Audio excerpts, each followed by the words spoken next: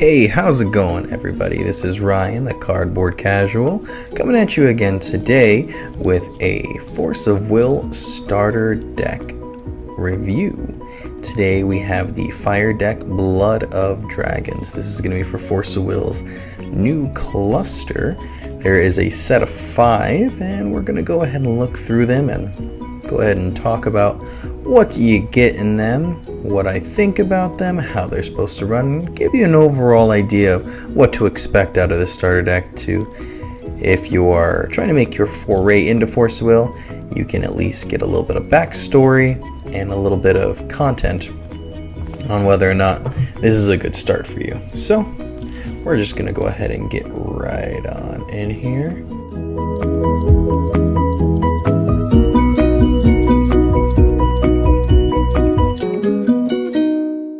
In this starter deck, it does come with a few things.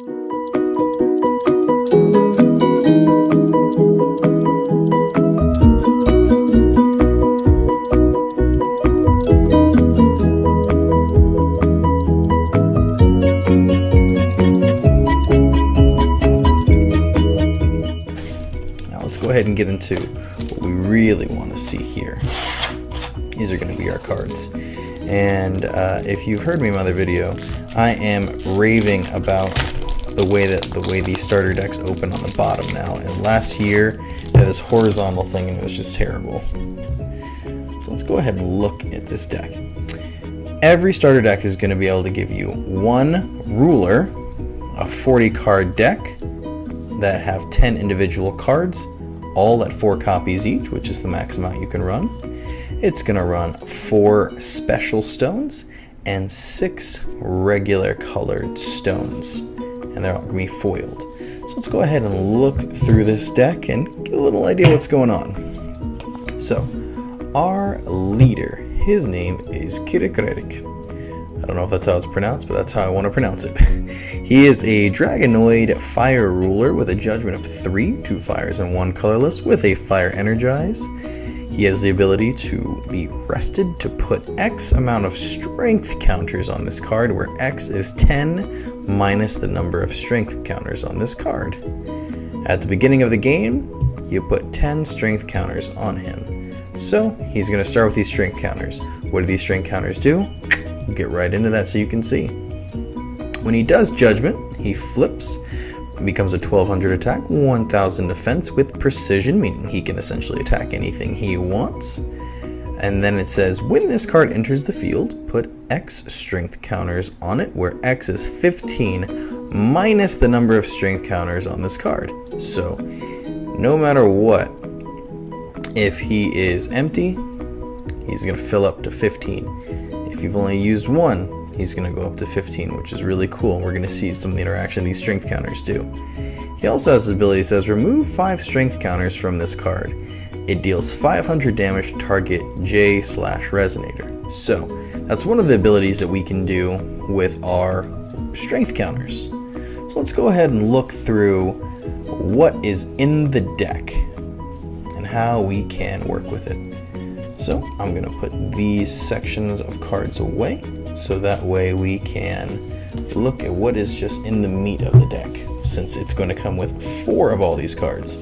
And I like to organize cards by their cost, so we can look at those and kind of see where the curve of our deck is in terms of how cheap something is to play versus something that is more costly.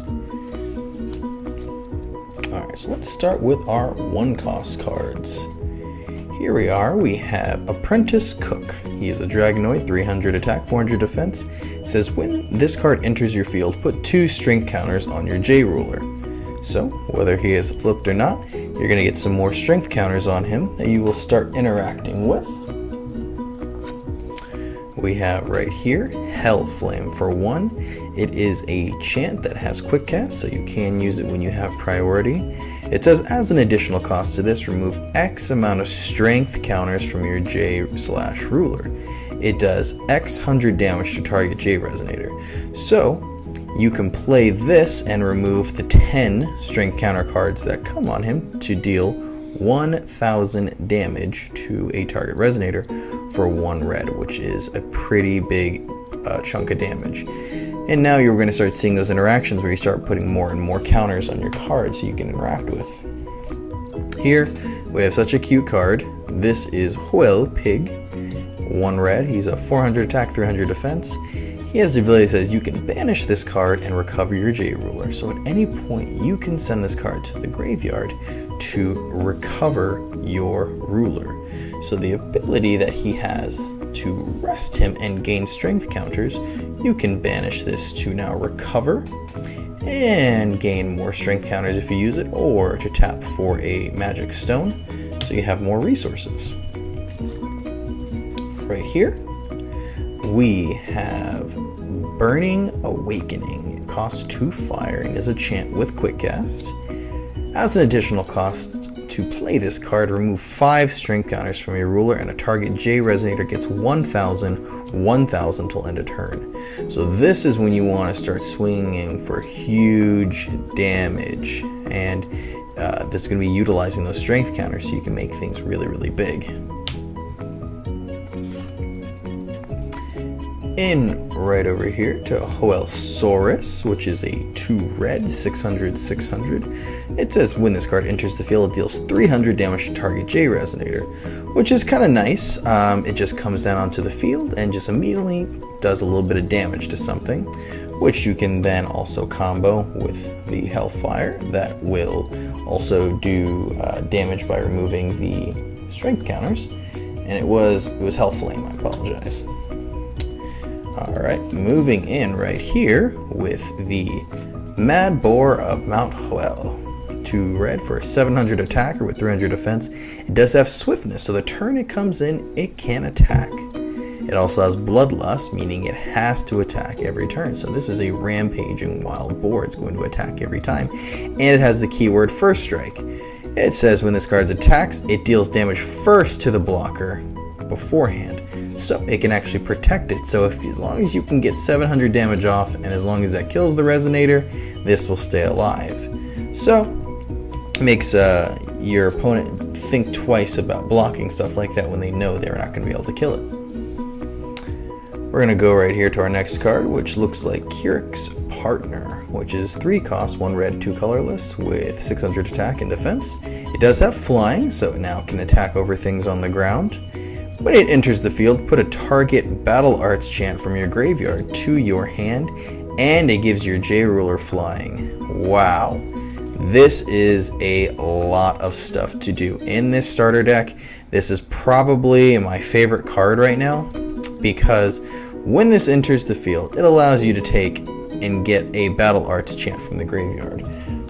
This is going to be the one that you're going to go to first, because it just does that damage. You can also go to this one, the Awakening, because it's going to give you all those stats.